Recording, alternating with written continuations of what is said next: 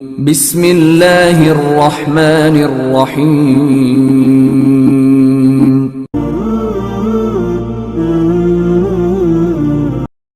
والصلاة والسلام على سيد الأنبياء والمرسلين أما بعد الحمدللہ آج ہماری دوسری تراویح ہے جس کے اندر دوسرا پارہ اور تیسرا پارہ آدھا پڑھا گیا ہے. انشاءاللہ مختصر اس کا خلاصہ بیان کیا جائے گا. ليس البر أن تولوا وجوهكم قبل المشرق والمغرب ولكن البر من آمن بالله واليوم الآخر. یہودی جب نبی پاک صلی اللہ علیہ وسلم نے بیت المقدس کی طرف سے کعبۃ اللہ کی طرف رخ کر کے نماز پڑھنا شروع کیا تو چال بازیاں کرنے لگے، کہنے لگے، مذاق اڑانے لگے اور کہنے لگے کہ دیکھو ان لوگوں نے اپنے قبلے کو بدل لیا یا اپنی دین کو بھی بدل لیا، طرح طرح سے باتیں کرنے لگے. تو یہ آیات نازل ہوئی.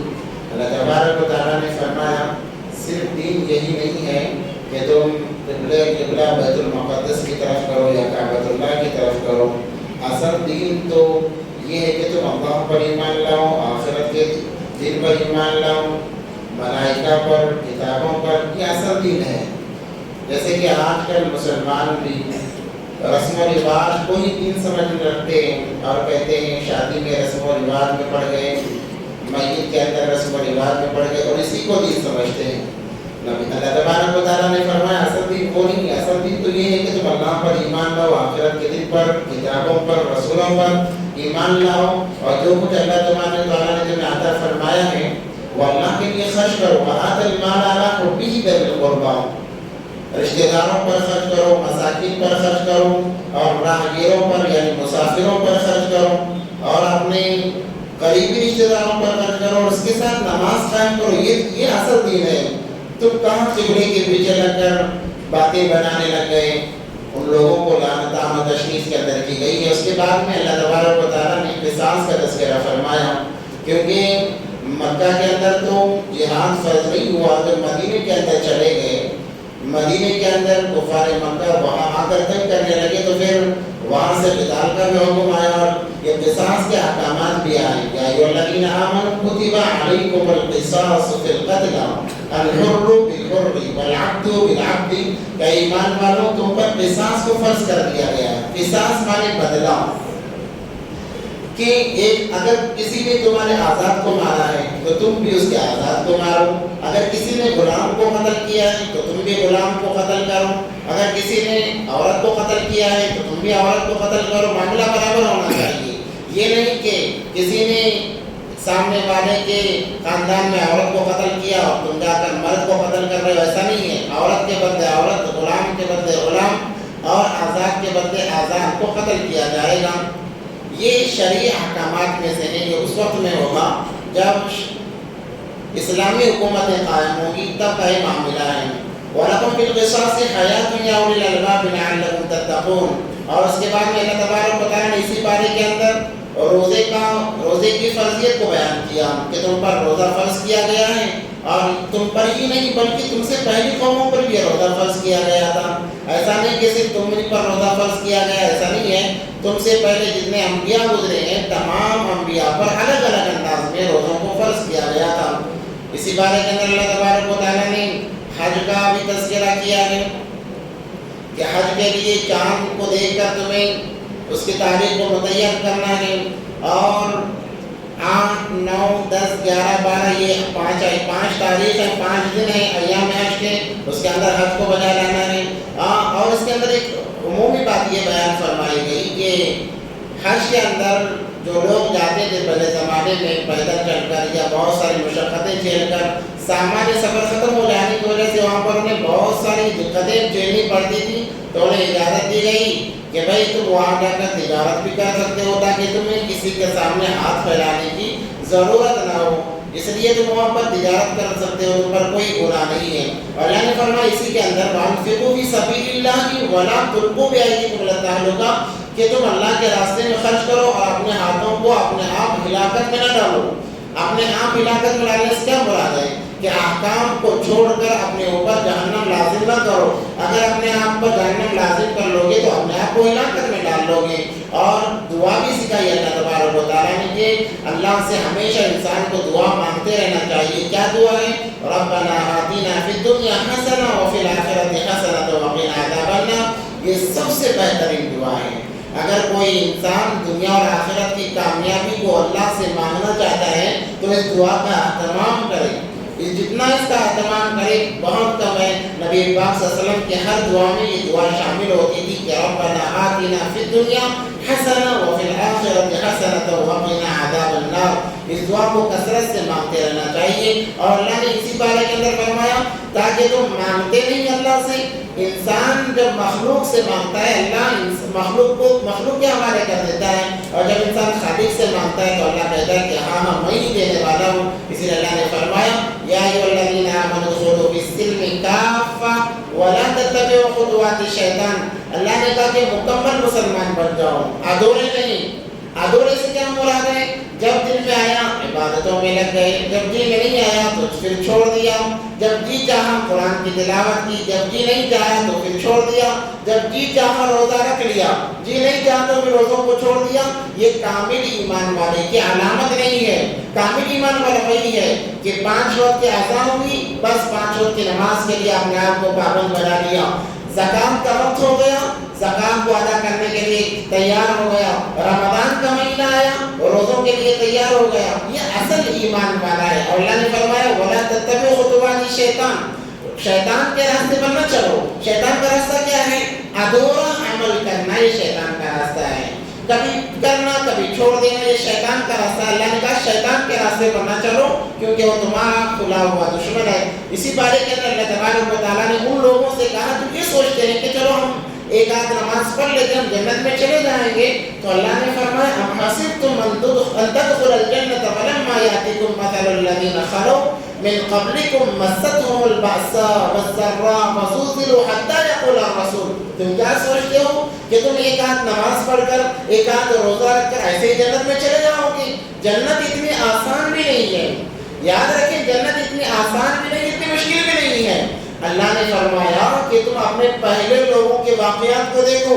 صحابہ نے کیسی مشقتیں جھیلی، یہاں تک کہ صحابہ کہنے لگے اللہ کے نبی اللہ کی مدد کب آئے گی؟ نبی پاک صلی اللہ علیہ وسلم خود کہنے لگے مکہ کے حالات ہمارے سامنے ہیں، ایسی پریشانیوں کا سامنا، کھانے کے لیے کھانا نہیں ہے. پھر مشرکین مکہ کی ایذا و شان رسانیاں.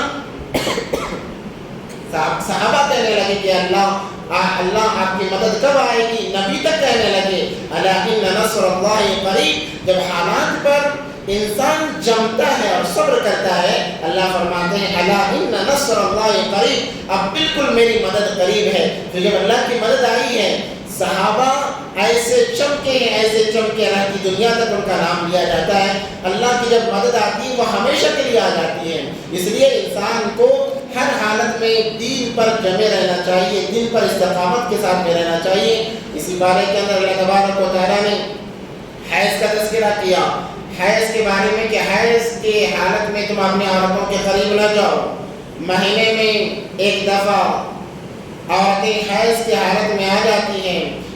کفار مکہ حیض کی حالت کے اندر بھی عورتوں کے پاس قریب جایا کرتے تو انہیں منع کیا گیا اور کہا گیا کہ تم حیض کی حالت میں اپنے عورتوں کے قریب نہ جاؤ کیونکہ ان کے اندر کا جو گندا خون ہے وہ اس وقت میں نکلتا ہے.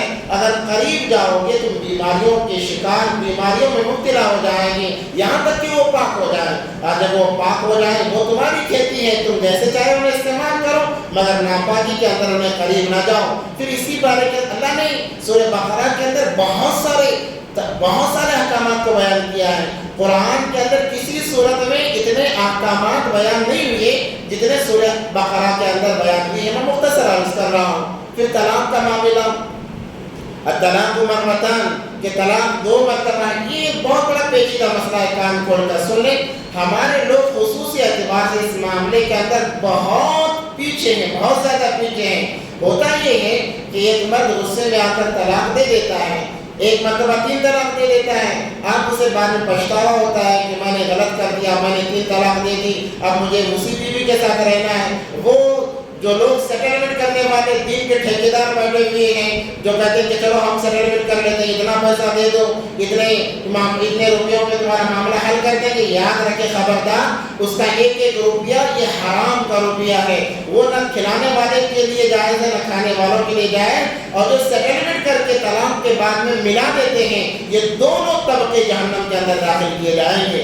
طلاق دو مرتبہ ہے، دیکھو طلاق دینے کا بہترین جو طریقہ ہے اسلام نے شریعت نے جو بتایا ہے وہ یہ کہ پہلے عورت کو سمجھایا جائے، خود سمجھائے، پھر ہلکا ذرا ڈرا کر سمجھایا جائے، اگر نہ سمجھے تو پھر دونوں خاندان والوں کی طرف سے چند لوگ جمع ہوں پھر اسے سمجھایا جائے، پھر بھی نہ سمجھے تو ایک طلاق دے، وہ بھی باقی کے حالت میں ایک طلاق دے گا، پھر 3 مہینے تک اس کی مدت ہے، انتظار کرے گا، 3 مہینے سے پہلے اگر ملنا چاہے تو خوشی سے مل لے، تمہارے لیے جائز ہے، اگر ملنے کا ارادہ نہیں تو 3 مہینے ختم ہوتے ہی دوسرا طلاق پڑ جائے گا، پھر 3 مہینے تک موقع اسے ہے کہ 3 مہینوں میں پھر دوبارہ ملنا چاہے تو مل سکتا ہے، اگر 3 مہینے گزر گئے، 6 مہینے گزر گئے، عورت کو اجازت ہے وہ کہیں اور نکاح کر سکتی ہے۔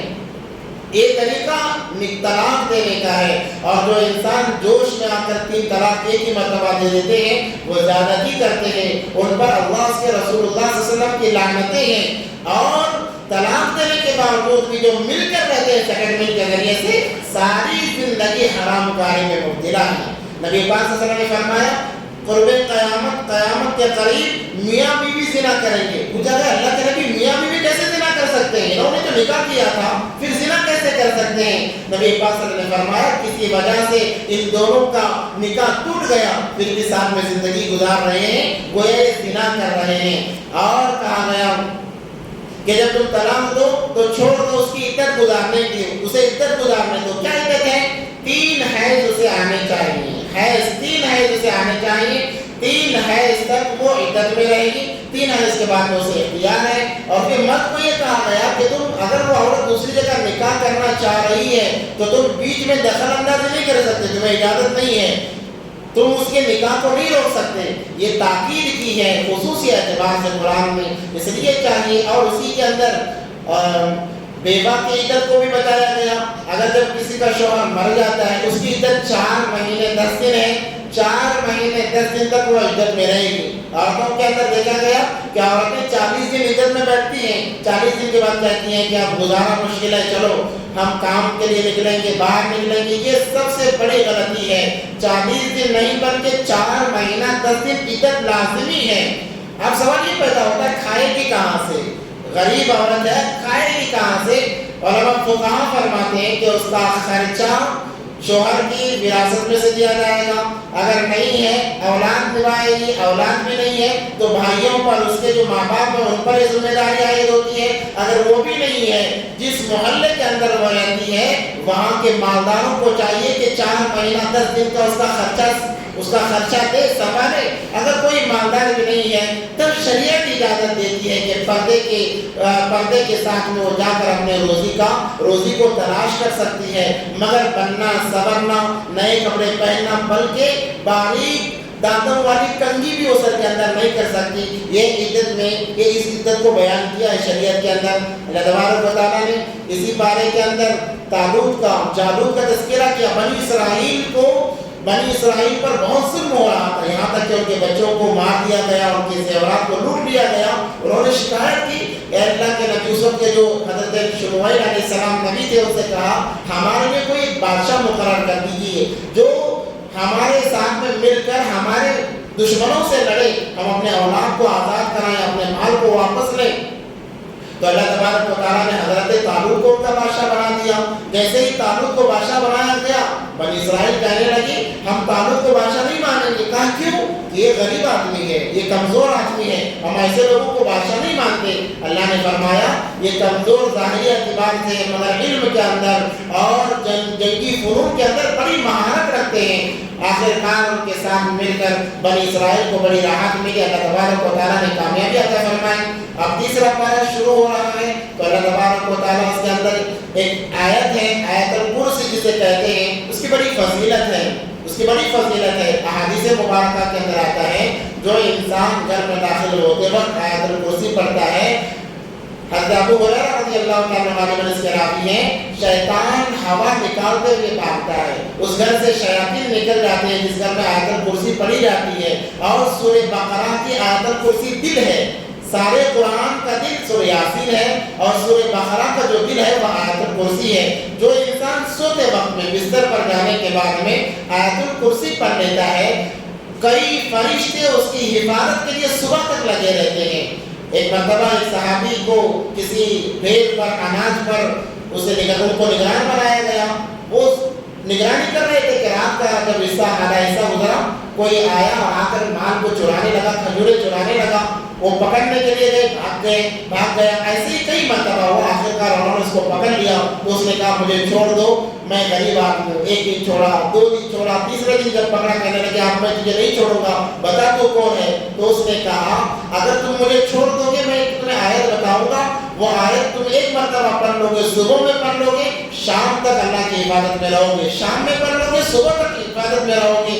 تو انہوں نے کہا میں کیا چھوڑتا ہوں بتاؤ، تو اس نے کہا وہ آیت الکرسی ہے۔ وہ صحابی صبح میں نبی پاک صلی اللہ علیہ وسلم کے پاس میں گئے اور اللہ کا سارا ماجرا سنایا۔ نبی پاک صلی اللہ علیہ وسلم نے فرمایا وہ تو جھوٹا ہے مگر سچی بات کہہ گیا کہ جو انسان سورہ آیت الکرسی پڑھ لیتا ہے وہ حقیقی معنوں میں اللہ کی حفظ و امان کے اندر آ جاتا ہے، اس لیے سوتے وقت میں پڑھنا چاہیے۔ اور حدیث میں آتا ہے جو انسان فرض نماز کے بعد ایک دفعہ آیت الکرسی بالکل چھوٹی آیت ہے پڑھ لے، اس کے اور جنت کے اندر داخلہ صرف موت حائل ہے، موت آ گئی جیسے ہی وہ مرا سیدھے جنت کے اندر چلا جائے گا۔ اور اس کے بعد میں اللہ تبارک و تعالیٰ نے ابراہیم علیہ السلام اور نمرود کا واقعہ تذکرہ، ان کا مکالمہ، نمرود کہنے لگا میں تو خدا ہوں، حضرت ابراہیم نے کہا تو خدا نہیں ہے، خدا وہ ہے جس نے تجھے بھی بنایا ہے۔ تو ان کا مکالمہ یہاں پر ذکر کیا تو ابراہیم علیہ السلام نے کہا میرا اللہ وہ ہے ربی الذی یحیی و یمیت، میرا اللہ وہ ہے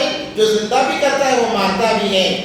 قال انا احیی و امیت، اس نے فوراً کہا میں بھی زندہ کرتا ہوں میں بھی مارتا ہوں۔ 2 لوگوں کو بلایا، غلام کو جو گنہگار تھا اسے چھوڑ دیا، جو بے گناہ تھا اسے مار دیا، کہا میں بھی زندہ کر زندگی دینے والا میں بھی مارنے والا ہوں۔ تو ابراہیم علیہ السلام نے کہا ان اللہ یاتی بالشمس من المشرق فاتی بها من المغرب، میرا اللہ تو وہ ہے جو سورج کو مشرق سے نکالتا اور مغرب میں غروب کرتا ہے، اگر تو خدا ہے تو تو مغرب سے نکال کر مشرق میں غروب کر۔ تو وہ ڈر گیا، فبہت الذی کفر۔ اور اسی کے اندر اللہ تبارک و تعالیٰ نے حضرت ابراہیم علیہ السلام کا دوسرا واقعہ، جب ابراہیم علیہ السلام نے کہا میں دیکھنا چاہتا ہوں اللہ تو مردوں کو کیسے زندہ کرتا ہے، اللہ نے فرمایا کہ تو ایمان نہیں لاتا؟ انہوں نے کہا میں ایمان تو لاتا ہوں مگر دل کے اطمینان کے لیے، لیطمئن قلبی، میں اپنے دل کے اطمینان کے لیے جاننا چاہتا ہوں۔ تو اللہ تبارک و تعالیٰ نے کہا 4 پرندے لو اور انہیں ذبح کر کے ان کا گوشت ملا لو اور 4 پہاڑوں پر رکھو اور کہو اللہ کے حکم سے آ جاؤ، تو وہ پرندے اڑ کر آئیں گے۔ ایسا ہی ہوا، انہوں نے 4 پرندوں کو لے کر ذبح کیا اور جب پکارا، روایتوں میں لکھا ہوا ہے کہ گوشت آسمان میں اڑتا اور ایک دوسرے کے اندر سے نکل کر پرندہ بنتا اور وہ پرندہ دوڑ کر حضرت ابراہیم علیہ السلام کے پاس میں آتا۔ اسی بارے کے اندر اللہ تبارک و تعالیٰ نے سود کو حرام کہا ہے، سود کھانے والا، کھلانے والا، سود کھانے والا، کھلانے والا، دینے والا، تمام پر اللہ تبارک و تعالیٰ نے لعنت برسائی ہے۔ سودی کاروبار جو کرتا ہے اللہ نے فرمایا میں اس کے ساتھ جنگ کرنے کے لیے آتا ہوں۔ 2 جگہ اللہ تبارک و تعالیٰ نے جنگ کا اعلان کیا، ایک وہ جو اللہ کے نیک بندوں کو ستاتا ہے، اللہ فرماتے ہیں میں اس کے ساتھ جنگ کروں گا۔ دوسرا وہ جو سود کھاتا ہے، اللہ فرماتے ہیں میں اس کے ساتھ جنگ کروں گا۔ نبی علیہ السلام نے فرمایا جو سود کھاتا ہے اس کے جانتے ہو کیا سزا ہے؟ سود کھانے والا ایسا ہے جیسے اس نے اپنی ماں کے ساتھ 35 مرتبہ زنا کیا ہے، نعوذ باللہ من ذلک۔ اللہ ہم تمام کو سے حفاظت فرمائے۔ اور اس کے آخر میں ایک دعا ہے، ایک آیت ہے آمن الرسول، بڑی فضیلت والی آیت ہے، اس کے اندر آخر کے ایک آیت ہے لا یکلف اللہ نفسا الا وسعها لها ما کسبت وعلیہا ما اکتسبت۔ علماء فرماتے ہیں حدیث میں آتا ہے جو انسان اپنی دعا میں اس دعا کو شامل کرتا ہے اللہ کبھی اس کی دعا کو رد نہیں فرماتے۔ ویسے بہترین جامع کلمات ہیں، اس لیے چاہیے کہ یہ آیتیں یاد کریں۔ اب آل عمران یہاں سے شروع ہوا، آل عمران کہتے ہیں عمران کی اولاد کو، اس میں ان کا تذکرہ ہے، حضرت مریم کا، حضرت عیسیٰ علیہ السلام کا۔ اور اس کا شان نزول یہ ہے کہ عیسائی 60 لوگ نبی پاک صلی اللہ علیہ وسلم کو جانچنے کے لیے آئے کہ دیکھیں یہ آپ کے بات میں کتنے سچے ہیں، جس کے متعلق یہ آیات نازل ہوئی ہیں۔ آخر میں اللہ تبارک و تعالیٰ نے فرمایا یاد رکھو تمہارا محض مباحثہ جو تم کرتے ہو، جو تم کرنا چاہتے ہو، تمام کے تمام دین کے تابع ہو جانے چاہیے۔ ان الدین عند اللہ الاسلام، اور میرے حبیب جو دین بتا رہے ہیں وہ دین مجھے سب سے زیادہ محبوب ہے۔ اس کے علاوہ جو بھی اگر کوئی دوسرا دین کر لے کر آئے گا اس کے دین کو قبول نہیں کیا جائے گا۔ ان الدین عند اللہ الاسلام وما اختلف الذین اوتوا الکتاب الا من بعد ما جاءهم العلم بغیا بینهم ومن یکفر بآیات اللہ فإن اللہ سریع الحساب۔ ڈرایا گیا کہ اسی دین پر تمہیں رہنا ہے اور اسی دین پر مرنا ہے۔ کامیابی نبی پاک صلی اللہ علیہ وسلم کے دین پر لائے کے دین پر مرنے پر ہی کامیابی ہے۔ اور اگر انسان یہ سوچے کہ فلاں کو اپنا لوں گا، فلاں کو اپنا لوں گا، وہ خود بھی گمراہ رہے گا اور اس کے ساتھ جتنے لوگ ہیں وہ تمام کے تمام گمراہ ہو جائیں گے۔ اللہ سے دعا ہے کہ اللہ تبارک و تعالیٰ ہم تمام کو باتوں پر عمل کی توفیق عطا فرمائے۔ وآخر دعوانا الحمد للہ رب العالمین۔ اللہم لک الحمد لک الشکر یا اللہ۔ اللہم صل علی سیدنا